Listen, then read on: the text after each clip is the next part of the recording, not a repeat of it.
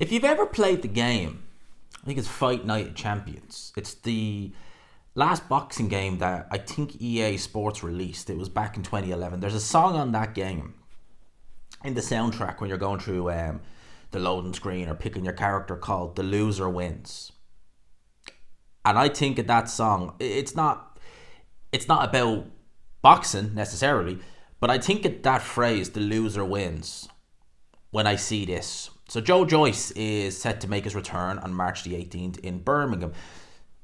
There was a little bit of talk that maybe he'd be on one of these shows, the Fury Usyk show or the Joshua Ngannou show in Saudi Arabia. Not the case. And his opponent is listed here as Kash, or that's potentially going to be who he's fighting. Now, this is a Frank Warren Magnificent 7 show, or it's another one in the pipeline. As I said, March the 16th.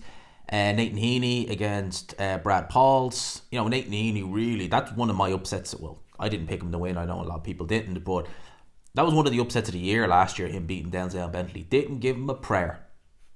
Proved us all wrong. Liam Davis on the undercard. Solomon Dacus versus David Adelaide. Apparently that's going to be for the English title. That's a really... I'm surprised that David Adelaide is actually going to is fighting. Not that he's afraid or anything like that, but is that not a bit of a step down considering there's talk of a Telma being ordered to fight Solomon Dacus?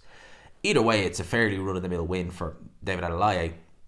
That is McCann versus Brad Strand. I'd like to see him rematch Belute. That was a really, really good fight in the York Hall. Zach Parker versus Tyron Zoing. You may remember he fought Rocky Fielding a few years ago, or more than a few years ago now, that he was WBA regular champion at 168, was fairly run-of-the-mill. He wasn't particularly good. He's a German-based... Well, is he light heavyweight now? I think that was at super middleweight. Zach Parker apparently is campaigning at 175. Let's see how good that goes. Let's ask the blind driver how he got on in his driving test, and we'll see how Zach Parker gets on at 175. And Eaton James versus Owen Cooper. Pretty good card now, I have to say, if this is going to be how it is. Pretty good card now, to be fair. But let's just talk briefly about Joe Joyce, Kash Ali. And I use the term "the loser wins." So September 2022, Joe Joyce fights Joseph Parker on pay-per-view. It was BT Sport at the time. BT Sport pay-per-view in Manchester. He looks good in winning. He stops Joseph Parker. First guy to stop Joseph Parker. And bear in mind, he's been in there with guys like Anthony Joshua, Andy Ruiz, Dylan White. Joshua couldn't drop him. Dylan White did drop him twice, although one of them was definitely a headbutt. But Dylan White went life and death with Joseph Parker. Joshua didn't, to be fair. He was the clear winner. Competitive, but Joshua was the clear winner in that one. Whereas Joe Joyce goes in there and flattens him in 11 rounds. It was a good fight, a really good fight. And you think, okay, Joe Joyce is going to push on now because he's interim WBO champion. He takes a very risky fight against Zhilei Zhang and, well, loses twice. So in the space of a year, he's gone from, you would argue the world is at his feet, to on the canvas in the OVO a year later, where you're like, well, where the hell do you go from here? Contrast that to Joseph Parker. He lost that fight, and I was looking at Joe Parker in that fight thinking, oh, mate, where do you go? That could be the end of Joseph Parker. A year later, he's getting ready, when Joe Joyce is losing, to fight on the undercard of Fury and Ngannou, and he maybe already had the Wilder fight lined up in December. It's really remarkable. Joe Joyce won the battle, but in the end, he lost that war. He really did. He won that battle that day, September 2022. But the war, oh boy, did he ever lose that. It's really quite remarkable that he lost to Zhilei Zhang and he beat Joe Parker. They're both going to fight each other on a Saudi show. And again, no disrespect to any of these fighters, but he's fighting in Birmingham on an undercard. He may headline, but I'd say they'll probably get Heaney to headline. That's crazy. In terms of his opponent, Kash Ali, I'm going to assume most people know who Kash Ali is, or remember at least who he is. Kash Ali, only 31 years old. I thought he was older than that, to be fair. He is infamous, is the best word to use, for his fight with David Price way back in 2019. I think it was, I have the date here. It was it was March. Well, it's basically April, but March 2019. That was on the undercard of that was on the undercard of Egerton versus Liam Smith, and Fowler fought Scott Fitzgerald on that card. That's a real bittersweet fight to look back at, because Fitzgerald looked good, great win, beating Anthony Fowler.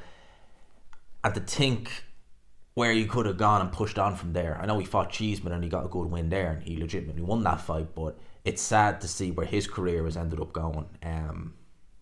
Yeah. Wasted talent with Scott Fitzgerald, very much a waste of talent. But that fight, David Price and Kash Ali, was on the undercard. Why he's infamous, for those who don't remember, maybe weren't watching boxing at the time, was first few rounds of that fight were competitive reasonably. Price wasn't doing much, Ali wasn't doing much. Very limited heavyweights, Kash Ali, very limited. But it became apparent that Price was in control and he was more than likely going to stop Kash Ali. And he bit David Price twice, I believe, and got himself disqualified. I know he wrestled Price to the ground. He actually bit him on his abdomen. You could see the teeth marks, the marks that David Price had in his abdomen following on from that. I think he bit him once in the shoulder as well. I mean, he went full-blown Mike Tyson in there. Only didn't go for the ear. He went full-blown Mike Tyson in there, not in a good way. And he got himself DQ'd. And, you know, still, like, it's bizarre that you would do that, but he did. I think he was suspended and fined. I know he was fined. But he was back fighting come what, November, so maybe the suspension was only short. I don't know. But we saw enough of Kash Ali in that fight. Now, bear in mind, David Price ultimately ended up retiring after he fought Derek Chisora, which that was in March. He fought Chisora in October of that year. So that was not a prime David Price, to say the least. It was in 5 rounds he ended up getting DQ'd. He actually fought Kamil Sakalowski in February 2020. And if you look at the scorecard for that fight, 58-57 in favour of Kash Ali. Now, Sakalowski is a journeyman, a very game journeyman, but a journeyman. And when I see scorecards like that, you kind of look at it and you say, without seeing it, you'd say, did he really win that fight? Because Kamil Sakalowski has had, I've seen some of them, has had his few robberies in his career. Lucas Brown really springs to mind. I mean, that was a blatant robbery if ever I seen one, when he fought Lucas Brown. But he's been winning steadily since then, until he ran into this guy who he lost to in the UK, in Edinburgh actually, well, in the UK. He lost to a very small man. He was 253 in that fight, and this guy, Bodan Moritz, I think is how you say that guy's name. He was only 216 himself, and he lost that fight on points. Lost every round bar one on one of the judges' scorecard. A Ukrainian, 29-year-old Ukrainian, who himself only has one loss, and his loss is a UD over 6 rounds to David Spelmont. If that name rings any bells, it's because he was the guy who he didn't beat anybody. He buzzed very badly and almost dropped Alan Babbage in their fight a couple of years ago. This is actually the guy. To be fair, that win is aged better, because this is the guy who actually beat Nathan Gorman last time round there. I actually remember that fight. I remember watching that fight. Actually, it was on Channel 5. Gorman looked in horrendous shape. Okay, so that win has aged a little bit better, or that loss has actually aged a little bit better for Kash Ali. But yeah, this is the guy Joe Joyce is going in there with. Not exactly Stella, and yeah, I'm sure he must be kicking himself for taking on Zhilei Zhang when he didn't need to. He wasn't obliged to. You know, when there was talk of Joe Joyce having a fight after he beat Joe Parker, rather than waiting for his crack, I was thinking, Kubrat Pulev, someone like that, someone who the British public are familiar with, who was only 3 losses to Klitschko, Joshua and Chisora. They're familiar with him.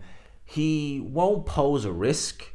His resume will probably look okay on paper, but he's not going to pose any risk or anything like that. And that's who I was genuinely thinking. I was like, I wouldn't be surprised if we get a Joe Joyce versus Pulev fight, something like that. When they said Zhang, I was like, well, damn.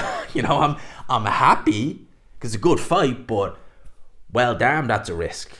And that risk backfired spectacularly twice for Joe Joyce, which is why he's here now.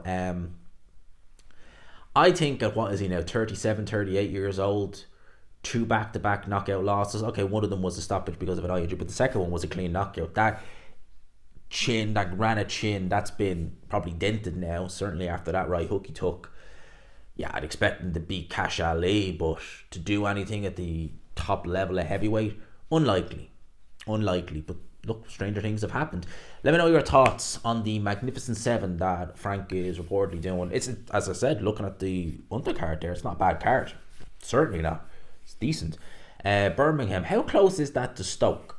I think that's where Nathan Heaney is from, Stoke, because he brings a mad but Nathan Heaney, I've never really been impressed as a fighter, but God, does he bring some fans? He's a big ticket seller. That's probably why Frank loves him so much, because he just brings the fans, everything, his entrance.